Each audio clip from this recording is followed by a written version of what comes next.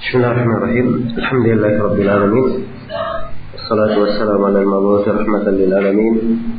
Nabiyina Muhammad wa ala alihi wa sahbihi wa man tabi'ahum bi ihsanin ila yaumiddin. Amma ba'd. Baik, kita sudah menyelesaikan pembahasan antara al-am dan al-khas pada majelis yang ke-6 ya, atau majelis yang ke-5.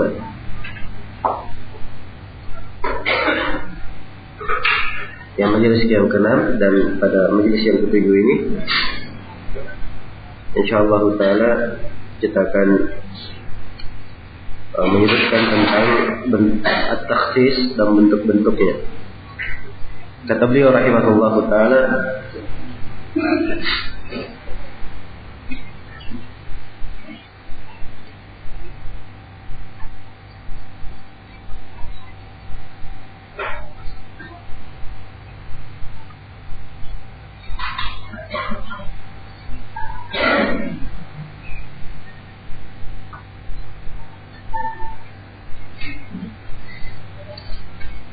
kata beliau rahimahullah, wa takhsis tamyizu ba'd al-jumlah.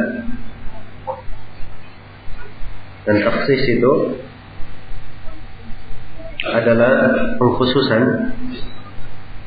atau mengistimewakan sebagian jumlah, sebagian kalimat. Iya.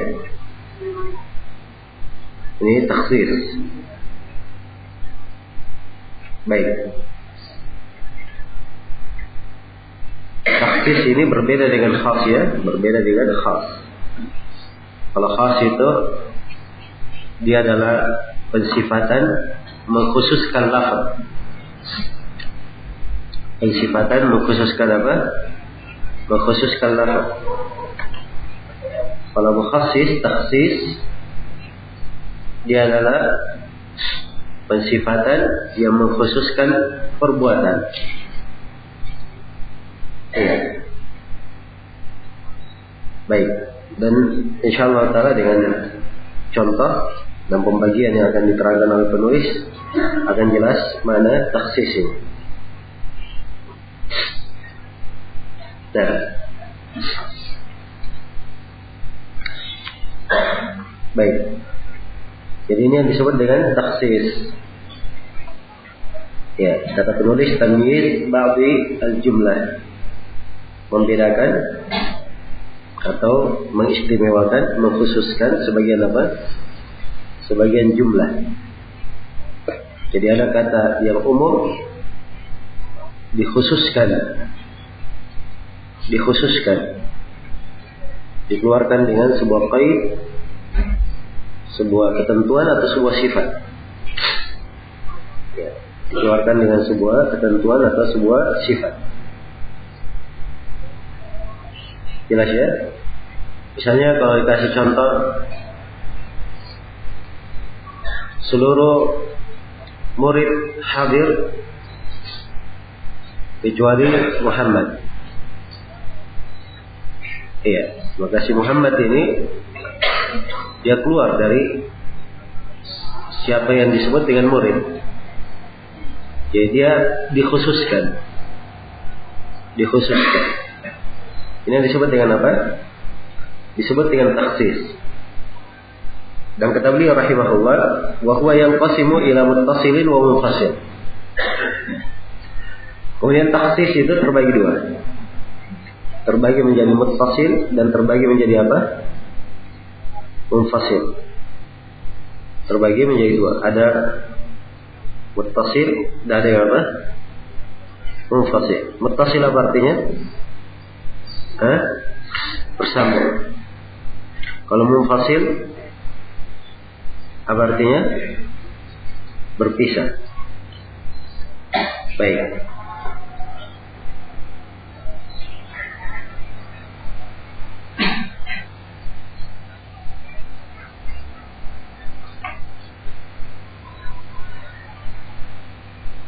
Iya.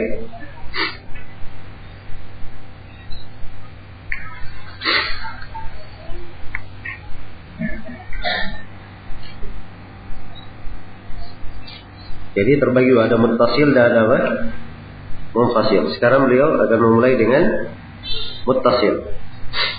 Kata beliau rahimahullah, al-muttasil al-istithna wa syart wa takyid bisifat. Kata beliau muttasil itu adalah 3. Yang pertama istithna, perkecualian. Ya. Perkecualian. Dan ada at-takyid bisyart. Ditakyid dengan apa? Syarat. Dan ada at-takyid bisifat. Dan ada pembatasan dengan sifat. Ini 3 muttasil ya. Dan 3 hal ini memberikan pengkhususan pada kata yang umum. 3 hal ini memberikan apa? Pengkhususan. Iya. Baik, kita beri contoh supaya jelas. Nah, ya. Contoh istithna misalnya, kalau dikatakan apa?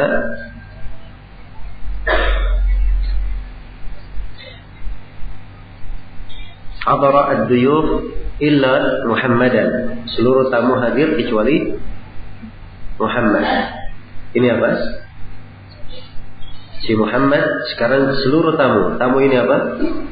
Umum atau khusus? Umum. Keumumannya ditaksis, ada yang dikhususkan.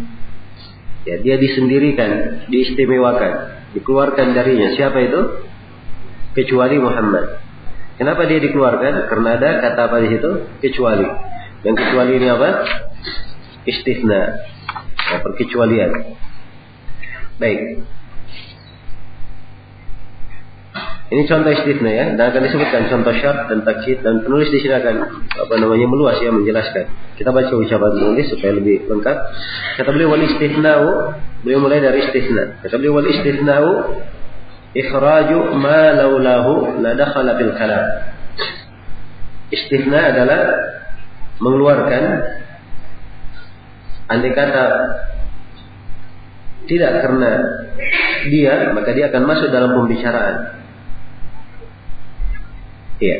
Jadi kalau dikatakan semua murid hadir kecuali Muhammad. Jadi perkecualian Muhammad ini mengeluarkan dia dari kehadiran. Andai kata tidak ada perkecualian, maka seluruh murid dikatakan apa? Seluruh murid dikatakan apa? Hadir. Ya, itu maknanya. Ikhraj ma laulahu la dakhala fil kalam. Ya, kalau lebih mudahnya biasanya istithna itu dengan menggunakan kata apa? Illa dan kawan-kawannya. Illa gairu, ya, dengan semisal dengannya. Jelas ya? Dia memakai kata illa atau kata gairu atau yang semisal dengannya. Nah, itu istithna. Baik. Tapi disyaratkan pada istithna itu beberapa syarat. Bagi mereka yang mengatakan ditakhsis dengan istithna, mereka mensyaratkan padanya beberapa syarat. Ya. Syarat yang pertama, hendaknya sebagian dari jumlah yang diistitsna, ya, sebagian dari jumlah yang diistitsna itu ada yang tersisa. Ada yang tersisa. Jelas ya? Misalnya seorang berkata, saya punya 10 kecuali 1. Ini boleh atau tidak? Ya, saya punya 10 kecuali apa? 1. Ya. Saya punya 10 kecuali 1, berarti dia hanya punya berapa? 9. Dia katakan punya 10 kecuali 1, ini boleh saja, tidak apa-apa. Tapi kalau dia katakan saya punya 10 kecuali 10, boleh atau tidak? Ini tidak boleh, sebab apa yang dia tinggalkan? Jadi harus ada yang tertinggal dari kalimat yang diperkecualikan. Jelas ya? Baik. Kecuali kalau yang dia perkecualikan itu hanya menyinggung lebih banyak atau lebih sedikit, tidak apa-apa. Ya. Seperti misalnya firman Allah Subhanahu wa taala, ya. Inna ibadi laysa laka alaihim sultanun illa man ittaba'aka minal ghawin. Sungguhnya hamba-hambaku tidak ada. Ya, sungguhnya hamba-hambaku tidak ada kekuatan bagi engkau wahai iblis untuk menyesatkan mereka, kecuali siapa yang mengikutimu dari al-ghawin. Ya. Jadi Allah terangkan bahwa hamba-hambanya tidak bisa disesatkan oleh iblis. Ada yang diperkecualikan. Siapa yang diperkecualikan? Mereka yang mengikuti apa? Iblis, mengikuti jalannya dari al-ghawin, dari orang-orang yang mengikuti hawa nafsu. Al-ghawin itu dia kenal petunjuk tapi tidak mengamalkannya, tidak mengikutinya. Al-ghawin namanya. Jelas ya? Baik. Kebanyakan sekarang yang mengikuti iblis itu kebanyakan manusia, atau kebanyakan manusia tidak mengikuti iblis. Ya, dalam Al-Quran Allah firman, wa ma aktsarun nas walau harasta bi mu'minin. Manusia tidak akan menjadi banyak walaupun kamu semangat, mereka mendapat apa? Kau semangat, mereka itu beriman. Ya. Jadi kebanyakan manusia itu ikut kepada siapa?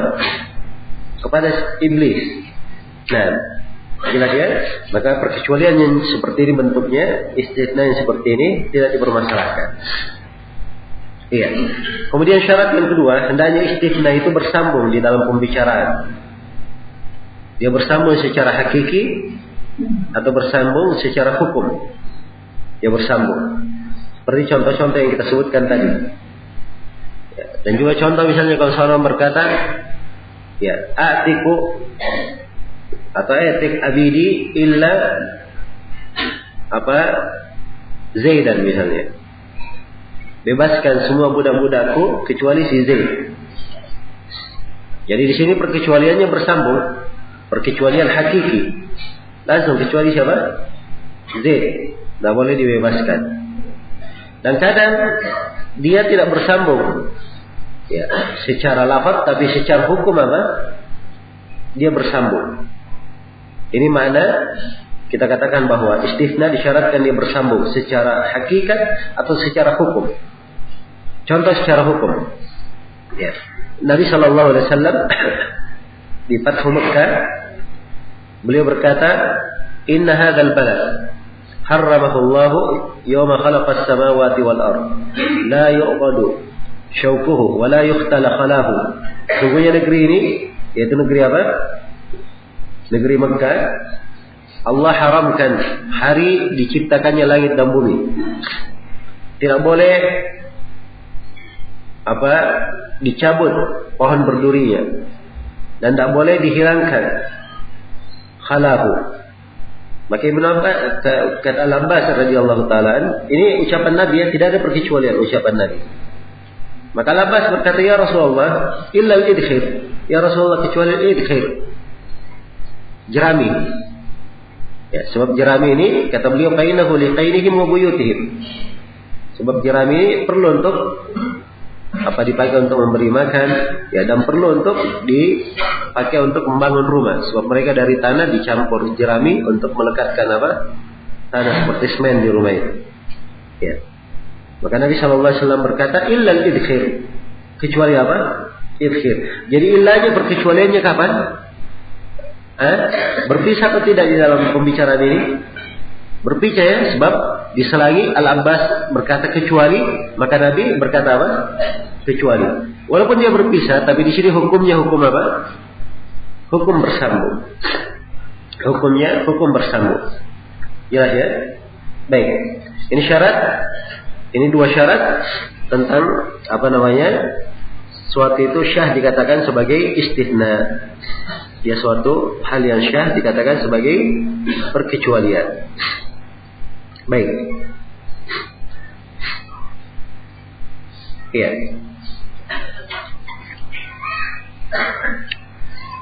Nah, kalau misalnya ada orang yang berkata, ya seluruh budakku saya bebaskan. Ya, 3 hari setelah itu dia berkata kecuali Muhammad. Diterima atau tidak? Tidak diterima, sebab ini sudah tidak bersambung namanya. Ya, dikatakan dia tidak bersambung. Ya, jadi ini faedahnya ya, tentang mengetahui syarat dari istitsna. Baik.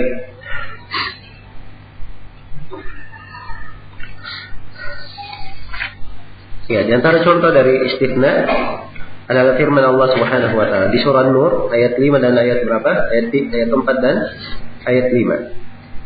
Allah berfirman, "Walladzina yarmuna al-muhsanati thumma lam ya'tu bi arba'ati syuhada fajliduhum 80 jaldah wa la taqbalu lahum syahadatan abada wa ulaika humul fasiqun." Orang-orang yang menuduh perempuan baik-baik berzina lalu dia tidak membawa 4 saksi, maka cambuklah mereka 80 kali. Wala taqbalu lahum syahadatan abada. Dan jangan terima dari mereka persaksian selama-lamanya. Wa ulaika humul fasiqun. Dan mereka inilah orang-orang yang apa? Orang yang fasik. Di dalam ayat ya, dikatakan bahwa semua orang yang fasik seperti itu hukumnya. Namun diberikan perkecualian illal ladzina amanu. Illal ladzina tabu min ba'di dzalika wa aslahu. Kecuali orang-orang yang bertobat setelah itu dan mengadakan perbaikan. Nah, maka sebutan fasik di sini itu hukum umum bagi mereka yang menuduh itu, diperkecualikan darinya kalau dia sudah apa? Dia sudah bertobat. Ya, diperkecualikan darinya apabila dia bertobat. Maka ini bentuk istitsna ya. Ini syarat istitsna. Kemudian kata penulis rahimahullahu taala dalam masalah istitsna, kata beliau, wa innama yasihhu bi syart. Dan istitsna itu syah dengan syarat ayyabqa minal mustathna minhu syai'. Dengan syarat tersisa dari yang diperkecualikan sesuatu. Ini sudah kita terangkan ya, bahwa tidak boleh diperkecualikan semuanya. Saya punya 10 kecuali 10, atau saya punya 10 kecuali 9. Ini tidak diperbolehkan. Dia hendaknya mengambil sesuatu yang tersisa. Ya, dan sesuatu yang tersisa ini lebih mendominasi. Nah, kemudian kata beliau min syartihi ayyakuna muttasilan bil kalam. Dan dari syarat istitsna dia harus bersambung dengan pembicaraan. Harus bersambung dengan pembicaraan.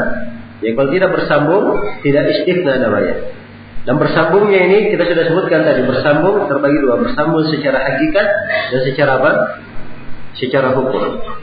Iya. Baik. Kemudian kata penulis wa yajuzu taqdimul istitsna 'ala al-mustathna minhu. Dan boleh istitsna lebih didahulukan di atas mustathna minhu. Ya, biasanya kalau perkecualian itu di mana? Di belakang kan biasanya.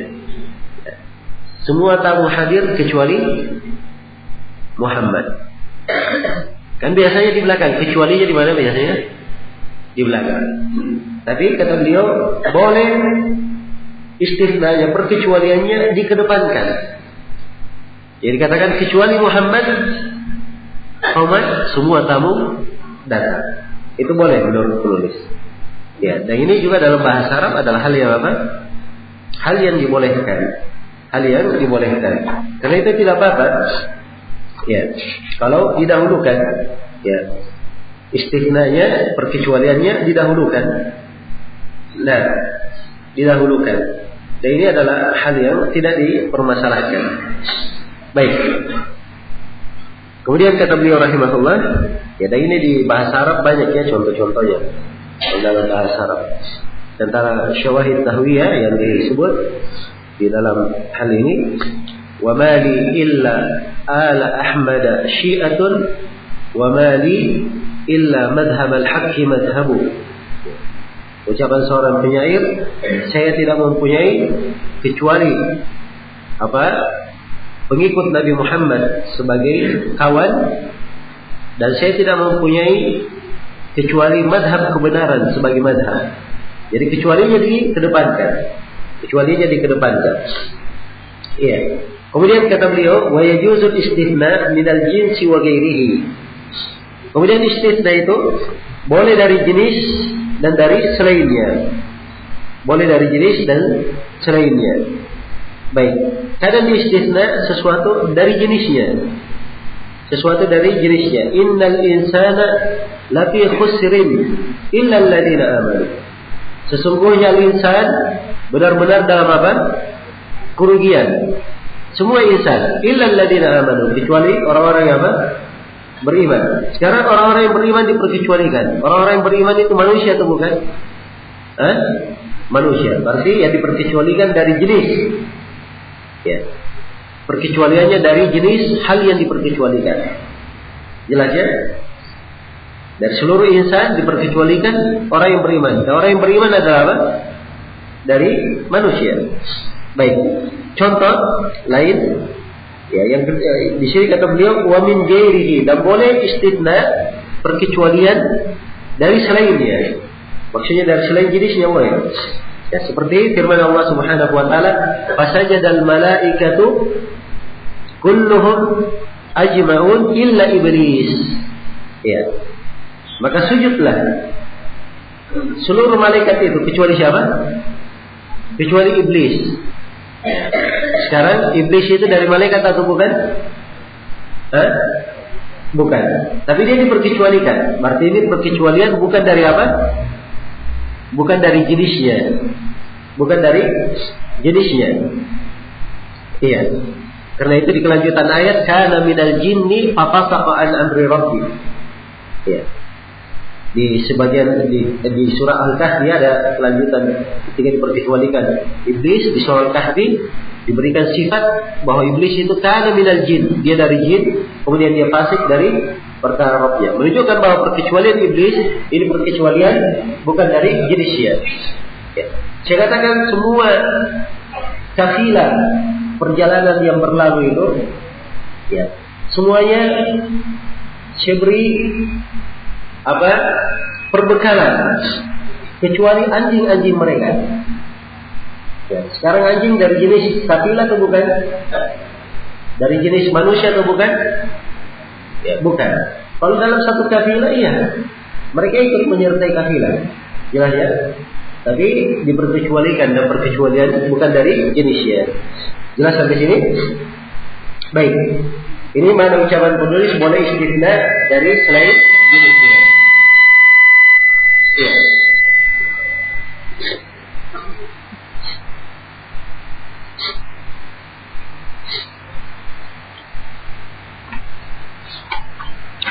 Ya, dan ini dibangun di atas pembahasannya, dibangun di atas apa? Dibangun di atasnya masail di dalam fikih. Dan dimaklumi ya, pembahasan istithna ini ada di pembahasan sumpah, ya, ada di pembahasan wakaf, ada di pembahasan wasiat.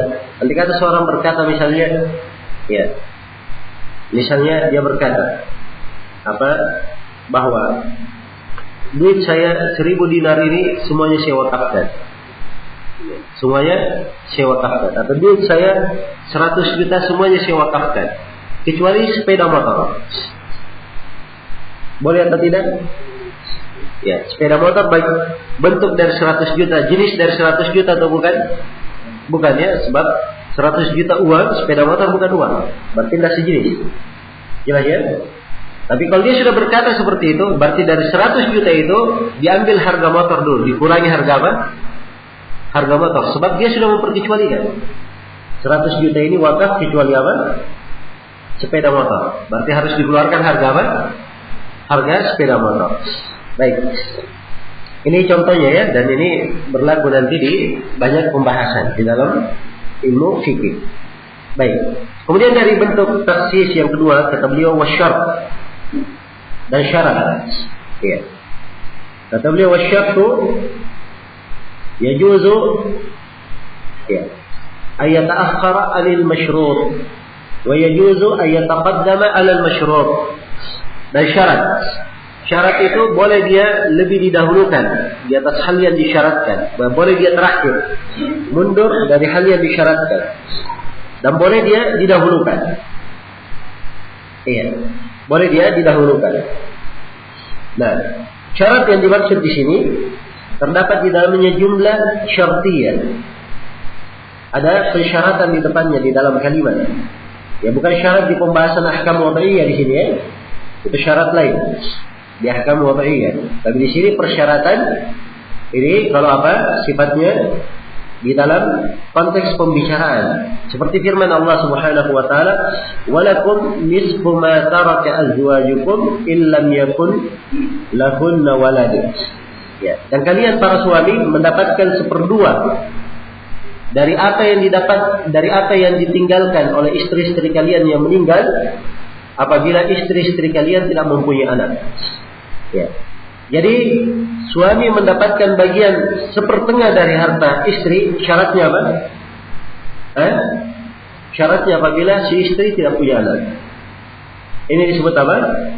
Disebut syarat. Dan syarat ini pengkhususan. Andai kata si istri punya anak, maka dia tidak dapat 1/2, tapi dapat berapa? Dapat 1/4. Ya. Akan tetapi dapat apa? 1/4. Maka persyaratan ini boleh diakhirkan seperti itu. Jadi syaratnya terakhir, illam yakul lahunna walad. Apabila mereka tidak mempunyai apa? Anak. Dan boleh syarat itu didahulukan. Ini ucapan penulis. Wa yajuzu ayyataqaddama 'alal masyrut. Boleh syarat dia apa? Didahulukan.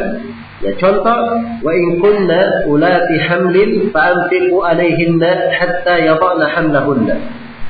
Wa in kunna ulati hamlin, kalau mereka para istri yang sudah ditalak itu, mereka adalah hamil, dalam kondisi hamil, maka berikanlah infak kepada mereka sampai mereka meletakkan kandungannya, sampai mereka melahirkan. Jelas ya, jadi syaratnya untuk dikasih nafkah, syaratnya dikedepankan, yaitu kalau dia hamil dikasih nafkah. Jelas ya, dikasih nafkah. Tapi kalau dia tidak hamil, tidak diberi nafkah. Ya, syarat disimpan di depan. Nah, maka syarat ini adalah pengkhususan. Dia adalah sifat yang mentaksis pembicaraan, mengkhususkannya. Baik, selesai ya tentang syarat. Nah, iya, sudah selesai istithna sebagai salah satu bentuk dari taksis yang bersambung.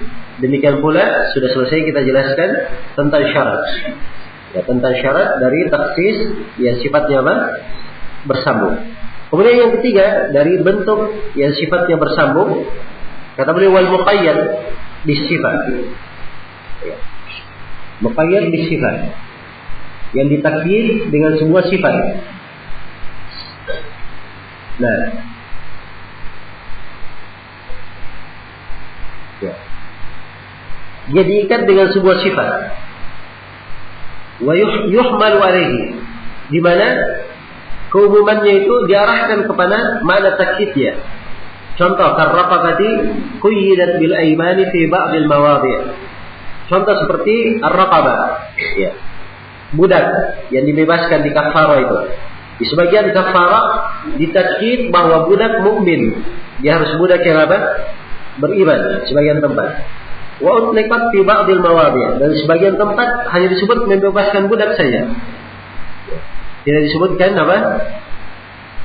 Keimanannya. Maka yang seperti ini fayuhmalul mutlaq 'alal muqayyad. Yang mutlaknya diarahkan maknanya kepada apa? Diarahkan maknanya kepada yang muqayyad. Diarahkan maknanya kepada yang muqayyad. Baik. Di sini di pembahasan penulis ini sudah ada beberapa kalimat yang harus dijelaskan. Sekarang beliau memberi contoh al-muqayyad bisifat, apa yang ditakkid dengan sifat. Nah, beliau memberi contoh misalnya ayat-ayat yang menjelaskan tentang membayar kafarah.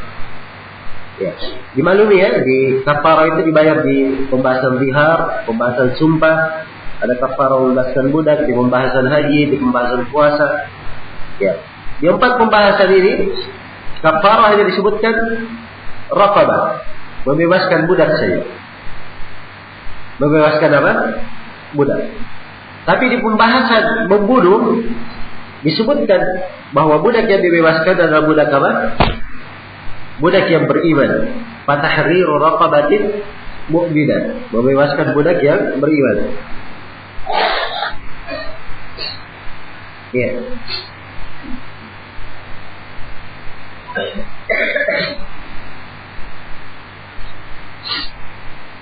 Jadi disebutkan membebaskan budak yang beriman. Baik. Jadi menurut penulis rahimahullah ini adalah contoh. Ya. Ini adalah contoh bahwa ketika ada seperti itu, ya. Ketika ada seperti itu, maka budak yang disebutkan di dalam ayat itu yang sifatnya umum, raqabah hanya disebut umum sebab budak mungkin budak kafir, mungkin budak mukmin. Begitu disebutkan di tempat lain budak mukmin, maka di tempat lain yang disebutkan budak mukmin ini menunjukkan pengkhususan bahwa budak yang diinginkan adalah apa? Adalah budak mukmin. Ya, ini contoh dari penulis terlalu apa? Terlalu global ya. Nah, baik. Dan sebenarnya hakikat permasalahannya perlu dirinci lebih banyak. Ya, sekarang saya akan terangkan dulu tentang masalah mutlak dan muqayyad. Ya, supaya kita akan lebih rinci di dalam membahas contoh yang disebutkan oleh penulis. Di sini kata beliau fayuhmal al-mutlaqu 'ala al-muqayyad. Maka yang mutlak itu diarahkan maknanya kepada apa? Yang muqayyad. Mutlak itu mirip dengan am. Dia mirip dengan kata apa? Umum. Mutlak artinya yang lepas, tidak terikat. Ya, yang lepas tidak apa? Terikat. Kalau muqayyad dia terikat. Dia terikat. Jelas ya? Dia terikat. Ya. Baik. Itu apa? Muqayyad. Kalau dikatakan murid-murid, maka ini mutlak. Kalau dikatakan murid-murid. Tapi kalau dikatakan misalnya apa? Murid-murid perempuan, maka ini apa? Dia ditakkid bahwa murid yang dimaksud adalah murid apa? Perempuan. Iya, jelas ya? Jadi kalau ada yang mutlak, asalnya mutlak itu diarahkan kepada makna apa? Makna yang muqayyad. Ya, ini menurut penulis. Ya, rahimahullahu ta'ala. Dan sebenarnya di dalam hal ini ya, ada beberapa perkara yang perlu diperhatikan. Ya. Yang pertama ada nas, dia datang secara mutlak. Ya, datang secara mutlak. Seperti di ayat-ayat tentang mahram, dikatakan hurrimat alaikum ummahatukum, diharamkan atas kalian ibu-ibu kalian. Ibu ini siapa? Dia mutlak. Ya, sebab ibu seorang bisa ibu kandungnya, bisa neneknya, ya, bisa nenek dari ibunya, bisa nenek dari ayahnya. Ini mutlak. Maka semuanya apa? Diamalkan. Jadi kalau dia datang tidak ada yang membatasinya, asalnya semuanya di apa? Diamalkan. Iya. Jelas ya, semuanya diamalkan. Tapi kalau di dalam nas ada pembatasan, ada takyid, maka asalnya takyidnya dilakukan. Seperti di kafarah, faman lam yajid fa siyamu syahrayn mutatabi'ain. Siapa yang tidak mampu, maka dia berpuasa 2 bulan apa? Berturut-turut. Dikatakan 2 bulan apa? Berturut-turut. Secara 2 bulan ditakyid dengan kata apa? Berturut-turut.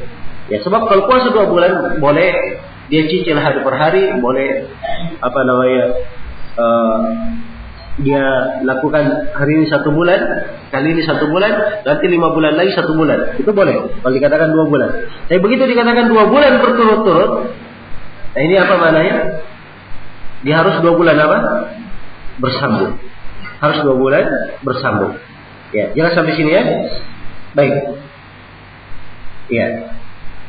Dan keadaan yang ketiga, kalau datang dalam suatu lafaz dia mutlak, datang di lafaz yang lain dia apa?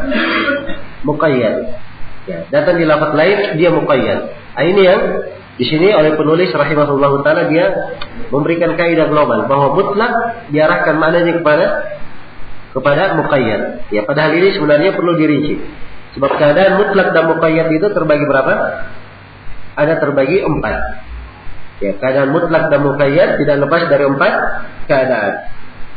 Iya. Baik, tidak lepas dari 4 keadaan. Nah, keadaan yang pertama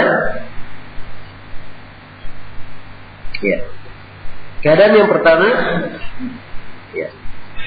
Jadi kalau ada mutlak dan muqayyad, di situ perlu kita lihat dua hal dulu. Ada hukum dan ada sebab.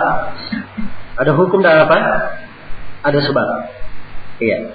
Kalau hukum dan sebabnya sama, hukum dan sebabnya sama, maka mutlak itu diarahkan maknanya kepada yang muqayyad menurut kesepakatan ulama. Iya. Mutlak diarahkan maknanya kepada apa? Muqayyad menurut kesepakatan ulama. Baik.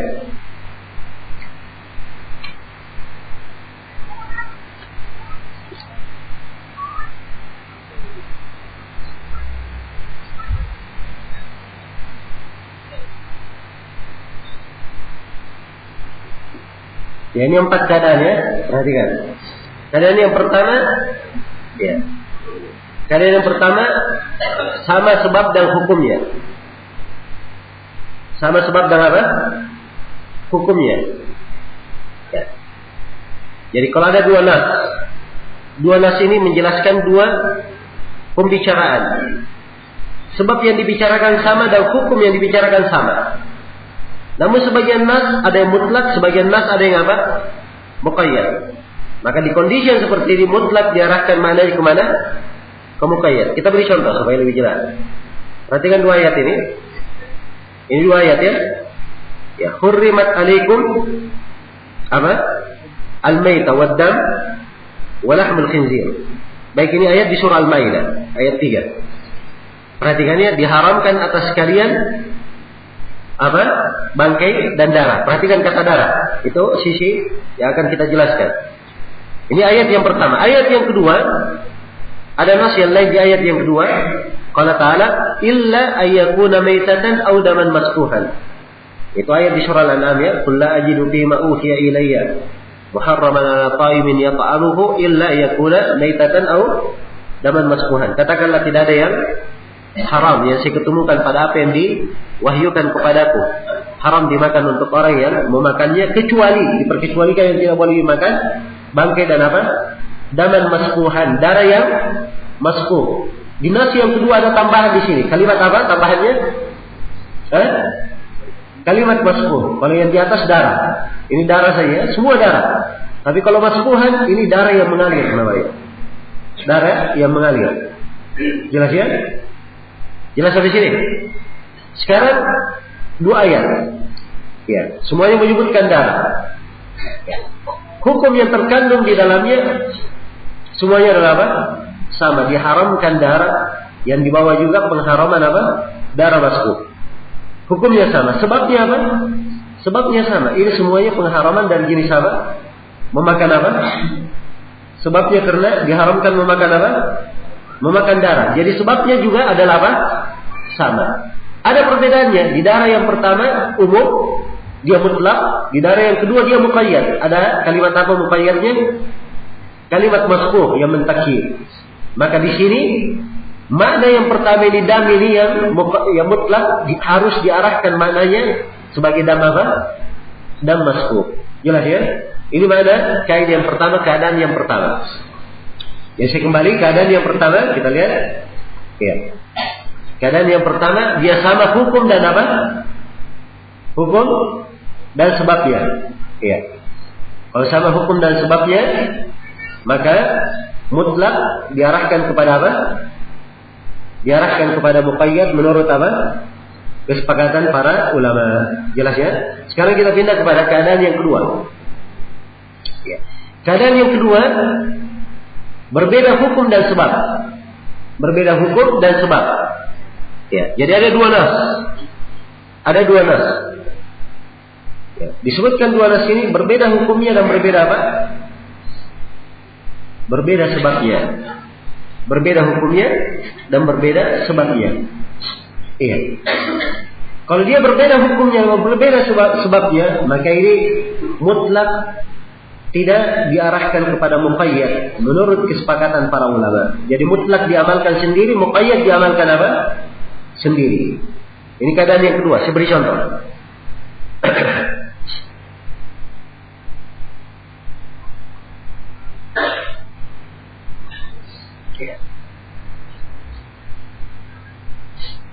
Baik, ini contoh ayatnya ya. Ini perhatikan ayat di surah Al-Maidah ayat 38. Allah firman was-sariqu was-sariqatu faqata'u aydiyahuma. Ya. Laki-laki dan perempuan yang mencuri, potonglah tangan keduanya. Di sini kata apa? Tangan ya, perhatikan. Kata tangan. Ya. Sampai mana dipotong tangannya? Sampai di siku kah pergelangan tangan? Hah? Sebentar dulu, kita hubungkan ya. Jadi kata tangan di sini mutlak. Tidak diterangkan sampai mana. Ya.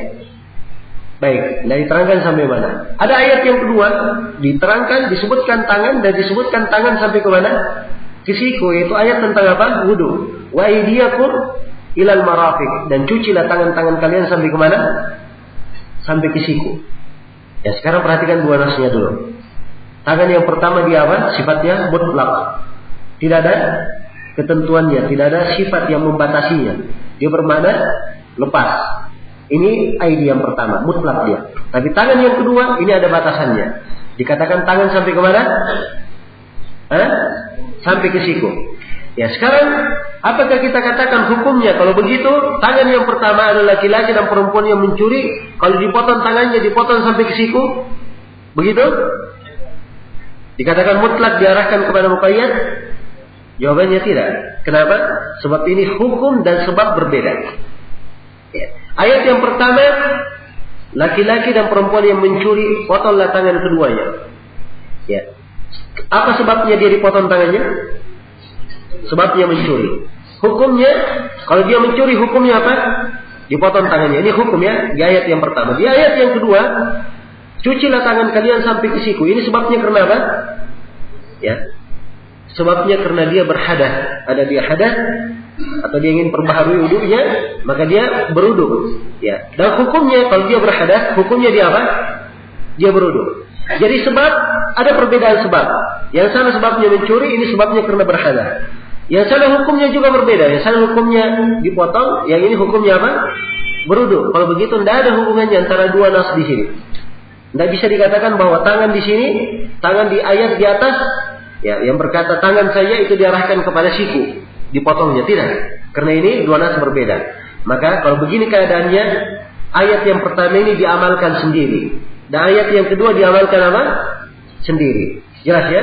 Tapi khusus untuk khusus untuk mencuri ini ada di taksis oleh hadis. Ya, sebab di dalam hadis disebutkan bahwa tangan yang dipotong itu sampai ke mana?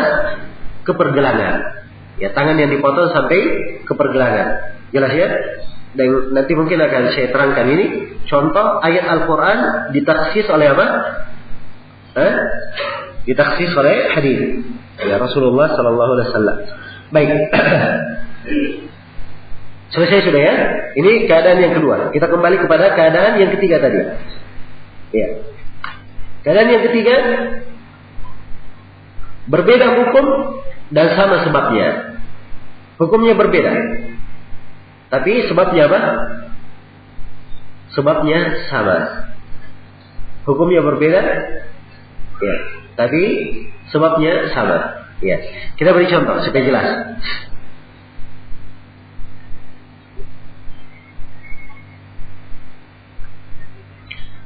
Ya, baik.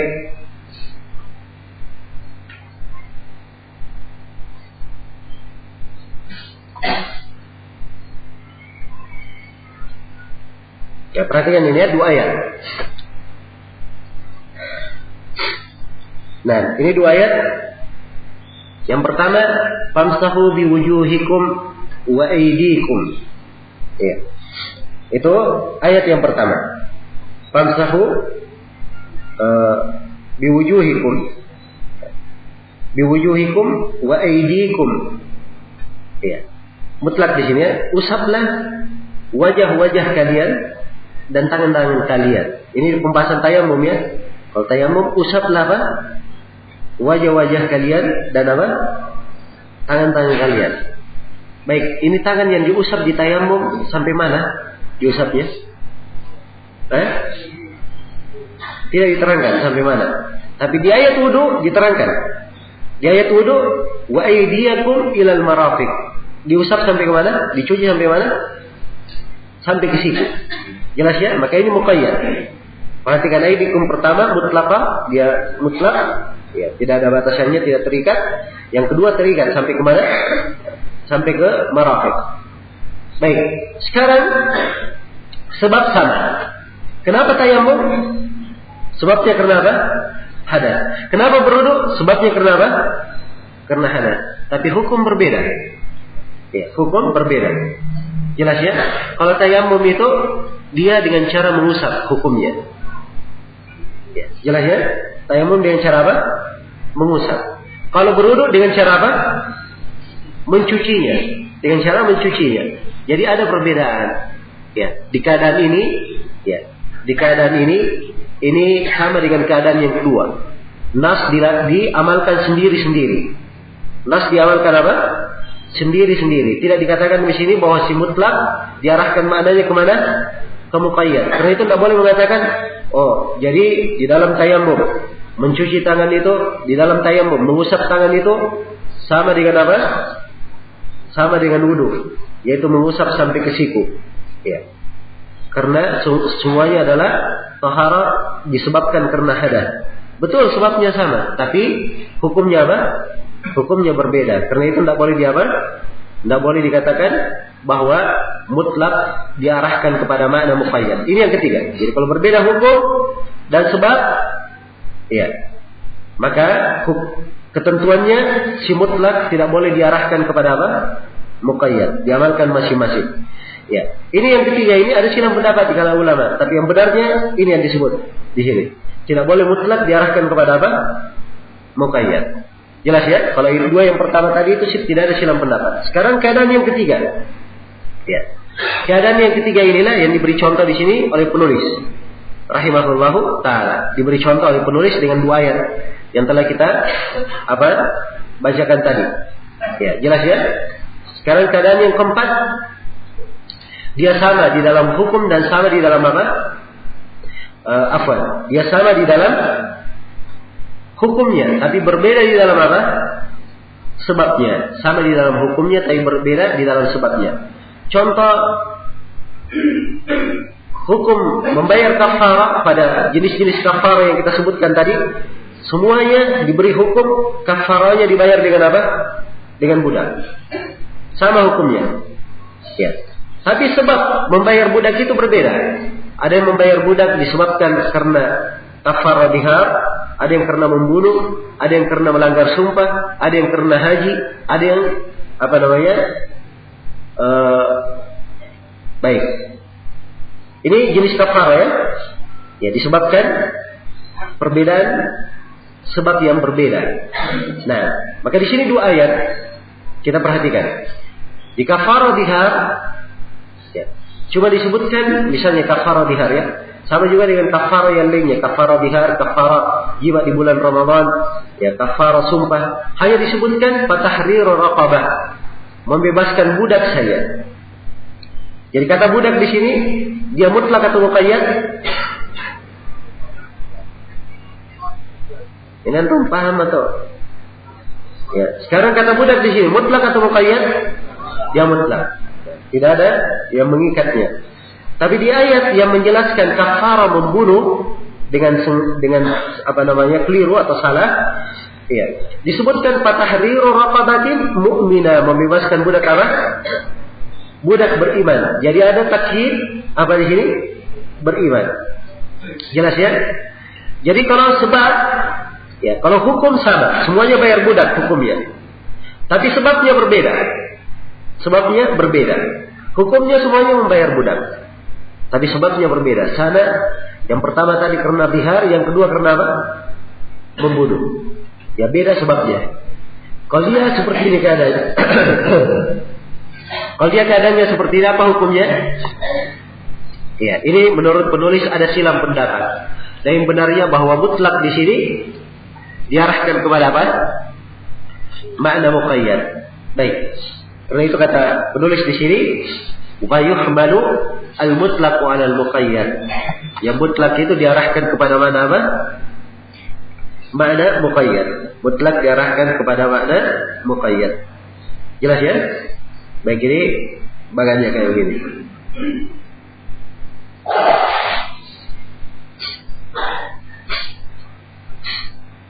Iya. Ini bagan-bagan ini bagus ya. Kalau seorang mau melihat dua nas, ya dia bisa klasifikasikan seperti ini. Dia bawa dua nasnya dulu. Ya, kemudian cara yang kedua dia ambil kalimat yang mana yang mutlak, yang mana yang muqayyad. Kemudian setelah itu dia tentukan dulu apa hukum setiap dari ayat, setiap dari nas itu. Setelah itu dia tentukan apa sebabnya. Nah, kalau dia sudah tentukan dua hal ini, maka dia sudah bisa membedakan. Ada 4 kaidah tadi kita sebutkan. Jadi saya ulangi, kesimpulan kaidahnya. Ya. Kesimpulan kaidahnya.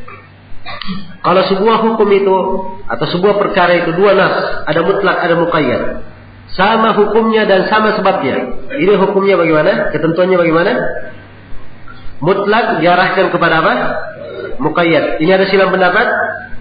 Tidak ada silang pendapat. Keadaan yang kedua, kalau ada dua nas, ada yang mutlak, ada yang muqayyad. Ya, berbeda hukum dan sebabnya. Ketentuannya apa? Mutlak tidak boleh diarahkan kepada apa? Muqayyad. Tapi dua nas ini diamalkan sendiri-sendiri. Jelas ya? Kemudian yang ketiga, kalau ada dua nas, satu mutlak, satu muqayyad. Ya. Berbeda hukum, sama sebabnya. Ini ketentuannya apa? Berbeda hukum, sama sebabnya. Ketentuannya apa? Ketentuannya bahwa mutlak tidak diarahkan kepada apa? Muqayyad. Mutlak tidak diarahkan kepada muqayyad. Dan ini menurut pendapat yang paling kuat. Ada silang pendapat ya. Kemudian keadaan yang ketiga, kalau ada dua nas, satu mutlak, satu muqayyad. Ya. Ternyata nas ini hukumnya sama, namun sebabnya berbeda. Ini ketentuannya bagaimana? Ketentuannya bahwa mutlak diarahkan kepada apa? Muqayyad. Dan ini pendapat yang lebih kuat di dalam hal ini. Ya, jelas ya? Yang di bagan antum melihat di situ tidak ini kecuali dengan dalil. Itu pendapat lain ya. Kita hanya ambil bagannya saja.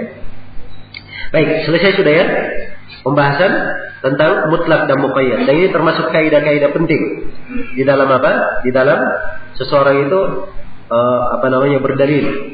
Di dalam seseorang berdalil. Kemudian kata beliau rahimahullah, beliau masuk di penjelasan berikutnya menguraikan tentang takhsis, ya, tentang pengkhususan. Kita lihat matanya.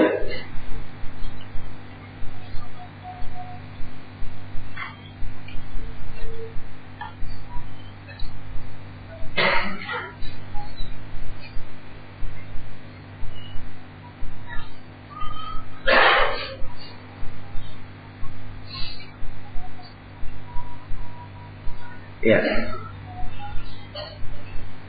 Kata beliau, wa yajuzu at-takhsis ya bil kitabi. Wa yajuzu takhsilul kitabi bil kitab. Dan boleh mentaksis kitab dengan kitab. Ya. Boleh mentaksis kitab dengan apa? Kitab. Nah,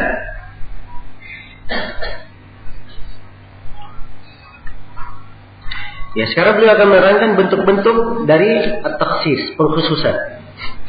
Iya. Dan di sini penulis tentunya akan masuk menjelaskan ya, bagaimana bentuk mukhassis yang apa? Yang munfasil. Karena 3 yang kita sebutkan sebelumnya itu semuanya mukhassis yang apa? Muttasil atau munfasil? Munfasil. Ya, ini sekarang antum lupa lagi akar pembahasan kita. Ya, jangan dilupa ya, orang berbicara apa sekarang, itu yang paling penting di pelajaran. Seorang sekarang sedang belajar, kita berada di atas planet mana? Ya, planet bumi kah atau planet yang lain? Itu harus dia tahu. Ya, kalau dia berada di atas planet yang lain, tidak nyambung nanti pelajarannya. Ya, jelas ya? Jadi sekarang kita di pembahasan apa? Pembahasan takhsis. Setelah kita sebutkan tadi, takhsis terbagi berapa? Terbagi 2. Ada muttasil dan ada apa? Munfasil. Yang muttasil ada berapa? Ada 3. Ada mukhassis dengan apa? Istithna. Ada yang dengan apa? Syarat. Dan ada yang dengan at-takyid bi sifat. Jelas ya? Ya, tadi saya katakan karena disinggung mutlak dan muqayyad, akhirnya kita sudah terangkan tadi tentang apa? Mutlak dan muqayyad. Sekarang kita kembali kepada taksis yang kedua, yaitu taksis apa? Munfasil, taksis yang berpisah. Beliau terangkan bahwa taksis itu ada terbagi berapa? Ya, terbagi menjadi beberapa bagian. Ya. Kata beliau, yang pertama, taksisul kitab bil kitab. Pengkhususan Alkitab dengan Alkitab. Ini yang pertama. Nah, apa yang beliau sebutkan di sini yang pertama, taksisul kitab bil kitab. Ini taksis semuanya dengan syariat. Semuanya akan beliau terangkan di sini. Taksisul kitab bil kitab, taksisul kitab bis sunnah, taksisus sunnah bil kitab, taksisus sunnah bis sunnah, taksis an-nutq bil qiyas. Ya. Ini adalah taksis apa? Yang kaitannya dengan syariat. Sebenarnya ada dua taksis yang lain, munfasil, ya disebutkan oleh para ulama usul fikih dalam hal ini. Yang pertama adalah ada namanya taksis bil his. Pengkhususan karena hal yang sudah dimaklumi ya dengan panca indera. Contoh firman Allah Subhanahu wa taala, "Tudammiru kulla syai'in bi amri rabbiha." Ini tentang kisah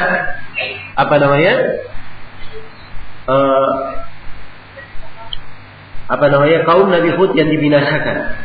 Ya. Maka perhatikan, segala sesuatu dikirim kepada mereka angin. Ya, yang mana angin ini menghancurkan segala sesuatu, disebutkan dalam ayat. Dia menghancurkan segala sesuatu dengan apa? Dengan izin Rabbnya. Ya, sekarang perhatikan, kalimat menghancurkan segala sesuatu. Betul tidak ada yang tersisa?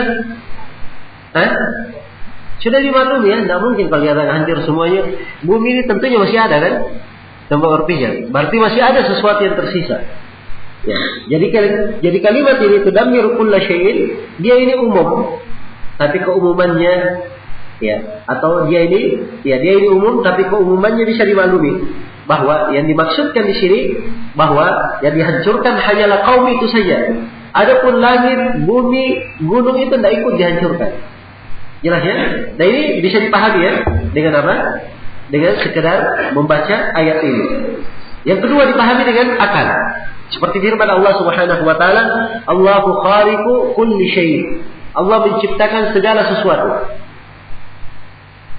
Ya, apa artinya segala sesuatu? Umum ya? Segala sesuatu ini umum atau tidak? Umum. Sekarang saya tanya, Allah masuk di dalamnya atau tidak? Ya, kenapa antum bilang tidak? Padahal dia lafaznya apa? Umum. Ya, sebab ini dimaklumi secara akal, tidak mungkin Allah masuk di mana? Di dalamnya. Ya, karena itu para ulama kalau menafsirkan ayat ini, ya, Allah Subhanahu wa taala berfirman, ya, dan Allah Subhanahu wa taala zatnya, nama-nama dan sifat-sifatnya serta perbuatannya, ya, tidak masuk di dalam kandungan ayat. Allah berfirman, Allahu khaliqu kulli syai'. Ya, Allah menciptakan segala sesuatu. Jelas ya? Maka di sini dimaklumi secara akal.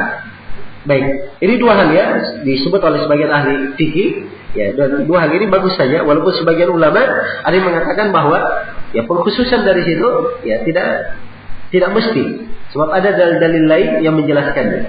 Ada dalil-dalil lain yang menjelaskannya. Ala kulli hal, ini bentuk dari pengkhususan. Sekarang kita masuk menjelaskan pengkhususan jenis yang ketiga. Pengkhususan secara syarak. Inilah yang disebutkan di sini contohnya oleh penulis ya rahimahullahu taala. Kata beliau, wa yajuzu takhsisul kitab bil kitab. Boleh Al-Qur'an itu ditaksis dengan ayat Al-Qur'an pula. Jadi ayat Al-Qur'an dikhususkan pendalilannya dengan apa? Dengan ayat Al-Qur'an pula. Contohnya apa? Ya. Contohnya seperti dua ayat. Ayat yang pertama, ayat di surah Al-Baqarah, ayat 228. Allah Subhanahu wa taala berfirman, "Wal mutallaqatu yatarabbasna bi anfusihinna thalathata quru." Perempuan-perempuan yang ditalak mereka menjalani masa iddahnya selama 3 quru, 3 kali haid. Ya. Kalimat perempuan yang ditalak di sini, ini kalimat umum atau tidak? Umum ya. Masuk di dalamnya perempuan yang ditalak apa? Di dalam ayat ya, suaminya sudah berduaan dengannya atau belum berduaan dengannya. Jelas ya? masuk di dalamnya perempuan yang ditalak suaminya sudah berduaan dengannya dan yang belum berduaan dengannya, sebab dia sudah ditalak. Ya. Tapi di ayat yang lain di surah Al-Ahzab ayat 49 Allah Subhanahu wa taala berfirman, "Ya ayyuhalladzina amanu idza nakahtumul mu'minati tsumma talaqtumuhunna min qabli an tamassuhunna fama lakum 'alayhinna min 'iddatin ta'taddunaha." Wahai orang-orang yang beriman, kalau kalian menikahi para perempuan mukminah, kemudian para perempuan mukmin itu kalian talak. Kalian talak sebelum kalian sentuh. Artinya ini sebelum apa?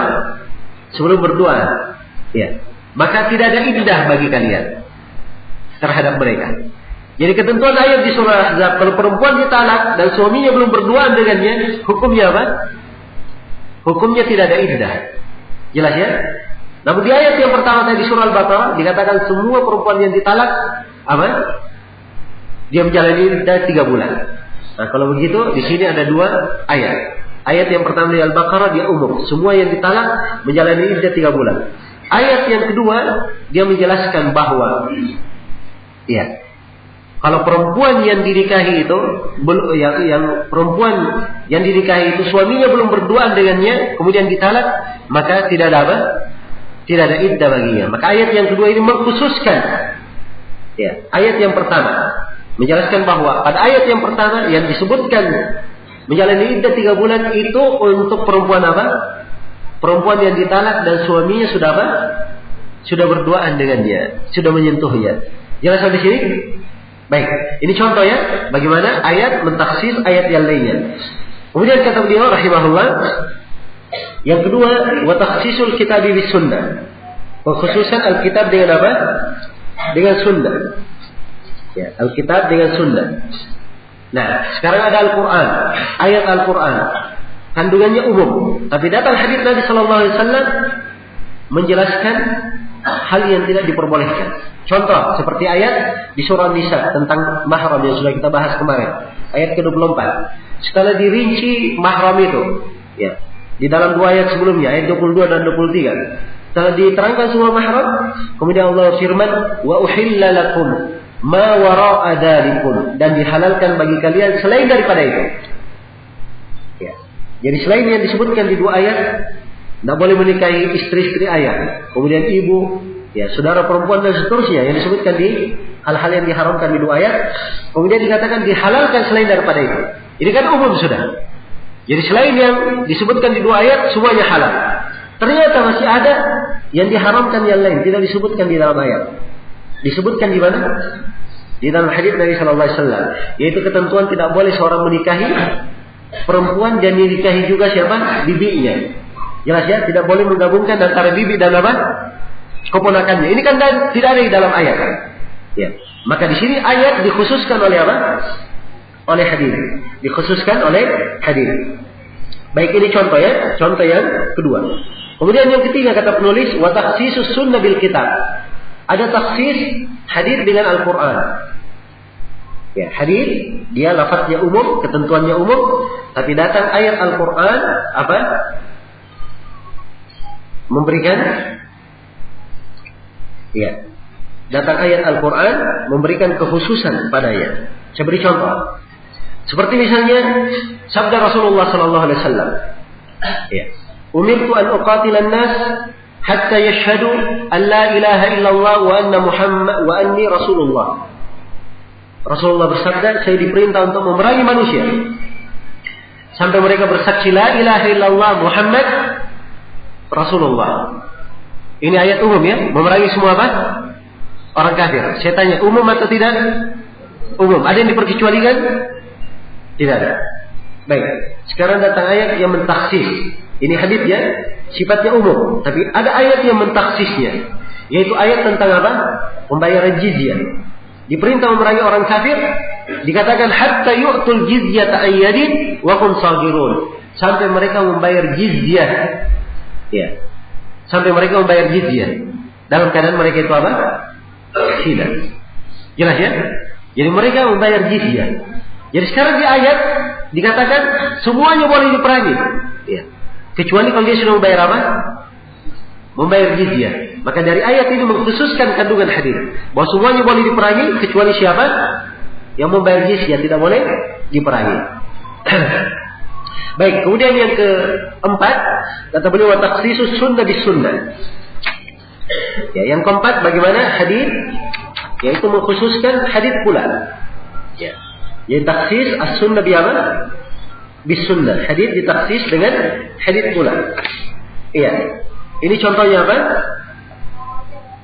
Ya. Contohnya di dalam masalah zakat. Di dalam masalah zakat, Rasulullah sallallahu alaihi wasallam bersabda, "Fima saqatis sama' al-ushur." Ya, Nabi berkata dalam ketentuan zakat hasil bumi yang mendapat apa namanya? Ya, hasil bumi yang mendapat aliran dari langit, ya, siraman hujan dari langit itu dikeluarkan 1/10. Ya, dikeluarkan berapa? 1/10. Nah, baik. Sekali dikatakan dikeluarkan berapa? 1/10. Jadi secara umum apa saja dari hasil bumi itu kapan keluar maka dikeluarkan berapa? 1/10. Itu kan kandungan dari hadis. Jadi seorang kalau panen, dia panen berapapun jumlahnya, dia harus keluarkan berapa? 1/10. Ya, misalnya dia panen 10 kilo, maka dia keluarkan berapa? 1/10. Dia panen misalnya 100 kilo, dia keluarkan berapa? 1/10. Dia panen 1000 kilo, dia keluarkan berapa? 1/10. Kan begitu kandungan dari hadis ini. Tapi ada hadis yang menjelaskan ukuran berapa yang dipanen. Hadisnya juga riwayat Bukhari dan Muslim. Kalau yang pertama tadi hadis riwayat Bukhari ya. Hadis yang kedua riwayat Bukhari dan Muslim, laisa fi maduna khamsi awsuqin sadaqah. Iya. Jelas ya? Tidak ada yang dibawa jumlah 5 ausuk, ya. Tidak ada zakat pada jumlah yang dibawa 5 ausuk. Satu wasak itu 60 sok. Satu sok itu 4 telapak tangan orang apa? Orang biasa. Jadi 60 sok. Cara menghitungnya kalau zakat begini. Zakat pertanian. Jadi sekarang satu wasak berapa sok jumlahnya?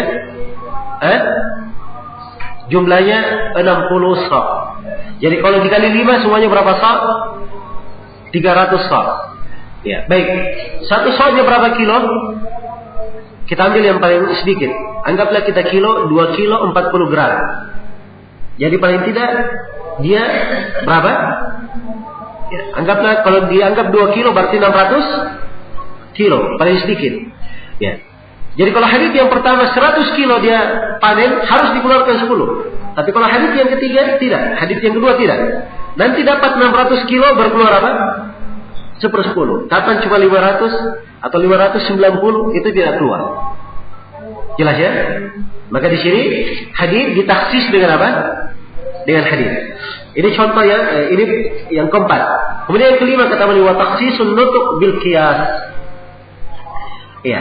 Yang kelima adalah mentaksis an-nutuk dengan qiyas. Nutuk ini yang beliau maksud, beliau jelaskan. Wa na'bi bin nutqi qala Allah Subhanahu wa ta'ala wa qala Rasulullah sallallahu alaihi wasallam. Yang kami inginkan dengan nutuk adalah firman Allah dan sabda Rasulullah sallallahu alaihi wasallam.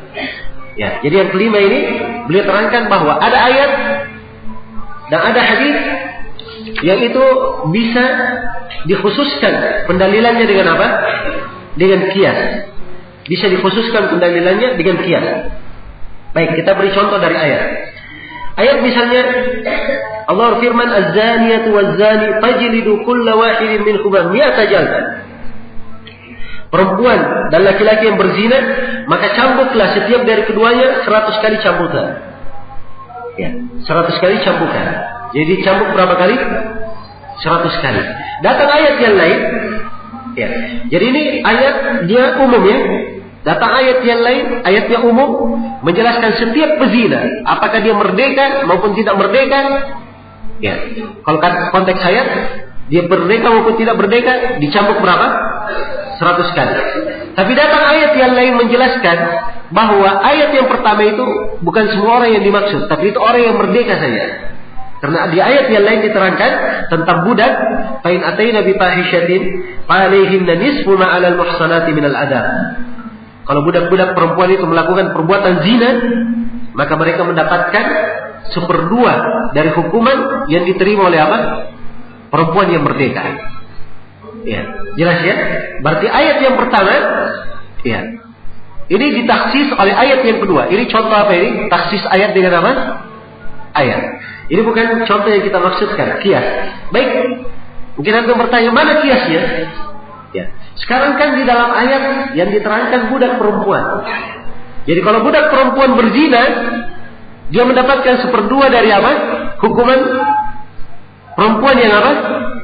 Perempuan yang merdeka. Perempuan yang merdeka dicambuk 100 kali, berarti budak yang berzina dicambuk berapa? 50 kali. Sekarang muncul pertanyaan, bagaimana kalau yang berzina itu budak laki-laki? Berapa dia dapat? Ya. Kalau laki-laki yang merdeka 50. Kalau laki-laki yang merdeka dicambuk berapa? 100 kali, sama dengan perempuan yang merdeka. Ya. Sekarang nas yang ada cuma apa? Budak perempuan saja ditambuk setengah. Kalau budak laki-laki bagaimana? Ya. Maka di sini dikatakan dikiaskan. Sama. Dikiaskan. Jelas ya? Dikiaskan. Karena apa? Karena sama-sama budak. Karena itu budak laki-laki juga dicambuk berapa? Dicambuk 50 kali. Kalau budak laki-laki. Jelas sampai sini? Baik. Sisa di dalam masalah taksis dengan kias ini ada 3 pendapat di kalangan ulama. Ada 3 pendapat. Pendapat yang pertama, mereka berkata bahwa tidak boleh sama sekali Al-Quran dan hadis ditaksis dengan kias. Iya, ditaksis dengan kias.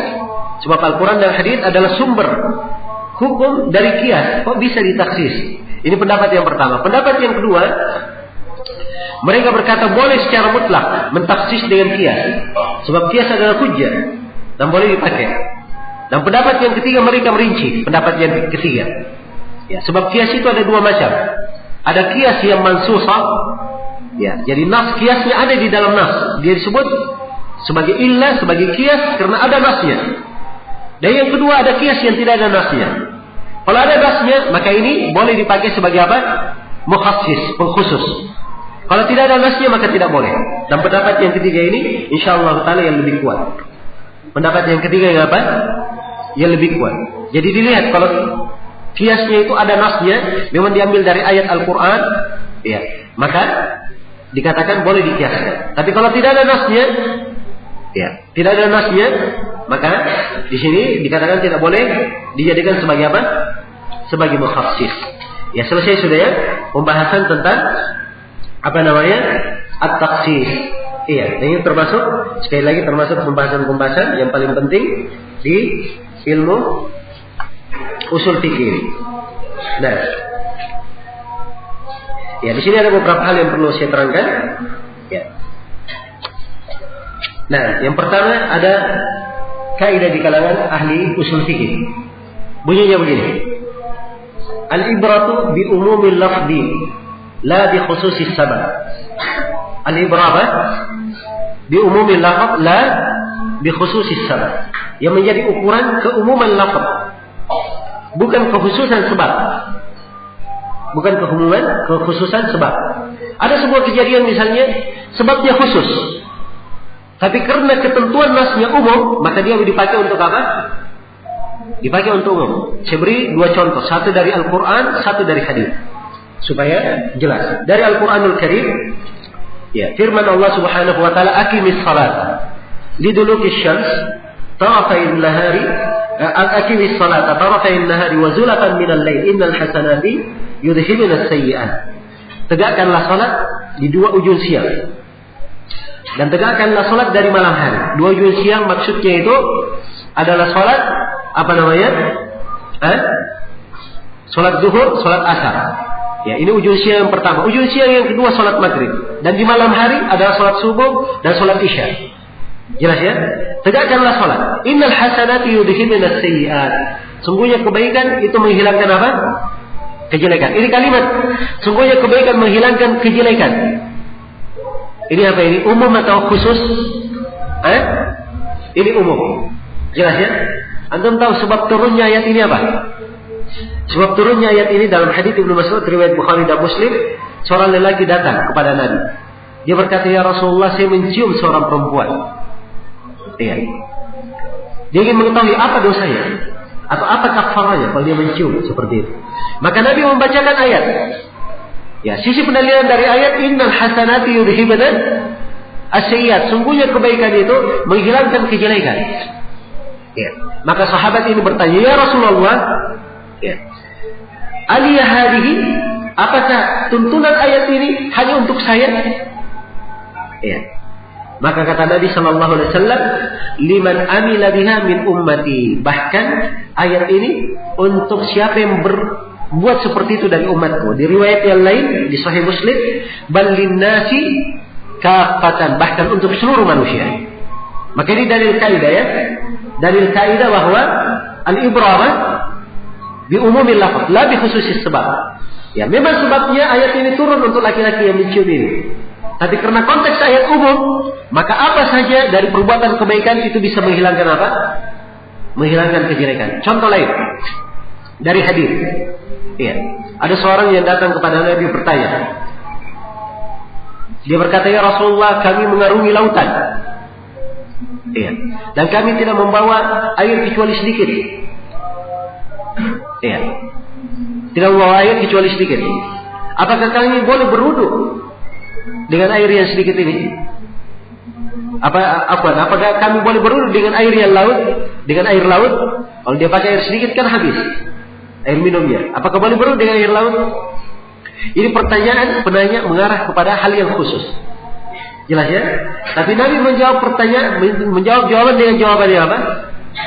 Ya, jawabannya umum. Jadi tidak boleh dikatakan sababul wurudnya khusus dan jawabannya adalah apa? Umum. Sebab al-ibrah bi umumil lafaz la bi khusus as-sabab. Sebab wurudnya memang khusus.